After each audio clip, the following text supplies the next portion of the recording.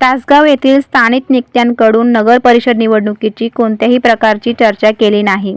संदीप बाबा गिड्डे.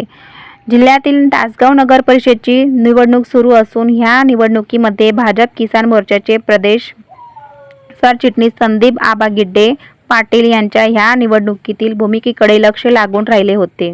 त्यांनी आज आपली भूमिका प्रसारमाध्यमापुढे स्पष्ट केली. यावेळी बोलताना ते म्हणाले की येथील स्थानिक नेत्यांकडून कोणत्याही प्रकारची पॅनल उभारताना चर्चा केली नाही. नेत्यांकडून डावलण्याचं व राजकीय अस्तित्व संपवण्याचा घाट घातला जात आहे.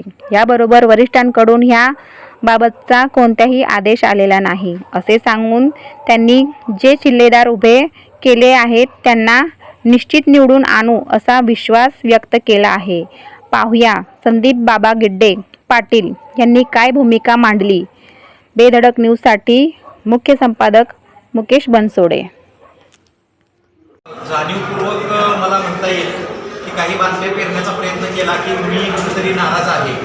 तर तेच सांगण्यासाठी आज सगळ्यांना आपल्याला निमंत्रित केलं की मी एक भारतीय जनता पार्टीचा समर्पित कार्यकर्ता आहे.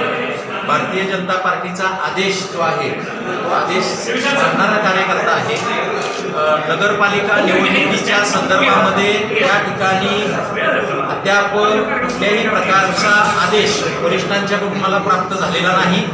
त्यामुळं मी अनेक ठिकाणी वेगवेगळ्या ठिकाणी प्रचार करत राहिल्यामुळं तासगावमध्ये त्या ठिकाणी आपल्याला कुठले प्रचार विषयामध्ये दिसलो नाही.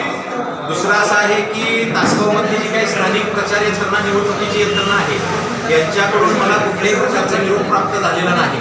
मग तो प्रचार शुभारंभ असेल आणि कुठली प्रचार फेरी असेल दौरा असेल. त्यामुळं माझा ॲक्सेस त्याच्यामध्ये दिसला. याच्यामध्ये असा काही मुद्दा नाही आहे. परंतु एक गोष्ट प्रकर्षानं झाली की भारतीय जनता पार्टीचं त्या ठिकाणी नेतृत्व हे कुठेतरी तासगाव नगर परिषदेच्या सभागृहामध्ये असावं ही माझी मनोमन त्या ठिकाणी इच्छा होती. आणि त्या अनुषंगाने निवडणुकीमध्ये अनेक तडजोडी कराव्या लागतात. अनेकांच्या सोबत बसावं लागतं. कुठला गट जर सोबत आला तर तो घ्यावा लागतो. आपली ताकद वाढवावी लागते आणि मग तुल्यबळ अशा लढती ज्या आहेत त्या कराव्या लागतात. सुरुवातीला संजय काकांच्या बरोबर आम्ही चर्चा केली, परंतु तिथली चर्चा आमची फिसकटली आणि त्यानंतर माननीय मुख्यमंत्री महोदयांच्या निर्देशानुसार अजितदादांच्या गटाबरोबर राष्ट्रवादीबरोबर महायुती करण्यासंदर्भात जे मुख्यमंत्री महोदयांचे निर्देश होते त्यासाठी देखील आपण प्रयत्न केला.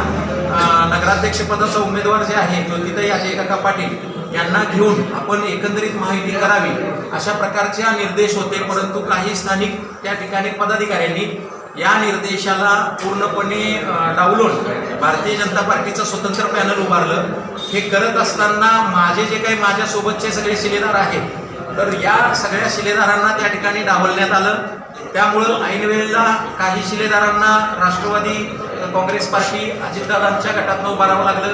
काही शिलेदारांना संजय काकांच्या गटातनं उभारावं लागलं. एक दोन शिलेदार आमचे कमळावरती त्या ठिकाणी निवडणूक लढवत आहेत. स्थानिक स्वराज्य संस्थांमधल्या आपल्या राजकारणातल्या भूमिकेची परीक्षा म्हणून मला माझे शिलेदार सध्याला निवडून आणणं गरजेचं आहे. त्यामुळं ज्या ज्या गटामध्ये कुठं आणखीन आघाडीमध्ये उमेदवार असतील त्या ठिकाणी ते उमेदवार जिंकून येण्यासाठी मी त्या ठिकाणी अतोनात प्रयत्न करेन. ही माझी त्या ठिकाणी राजकीय भूमिका असेल. एकंदरीत विषयामध्ये अजून कुठल्याही प्रकारचा आदेश नसल्यामुळं भारतीय जनता पार्टीच्या प्रचाराच्या संदर्भामध्ये अद्याप कुठलीही भूमिका ही घेतलेली नाही. पण जे कमळावरती माझे शिलेदार उभा आहेत त्यांना आम्ही निवडून आणण्यासाठी मेनवायला आम्ही प्रयत्न त्या ठिकाणी करणार. संपूर्ण राज्यभरामध्ये शेतकऱ्यांची भूमिका मी मांडत असतो ती देखील मांडत त्या ठिकाणी राहणार. माननीय मुख्यमंत्री महोदयांच्या निर्देशानुसार इथला सक्षम उमेदवार जो आहे अजितदादा पवार गटाचे जे आहेत ज्योतिताई अजय काका पाटील यांच्यासोबत त्या ठिकाणी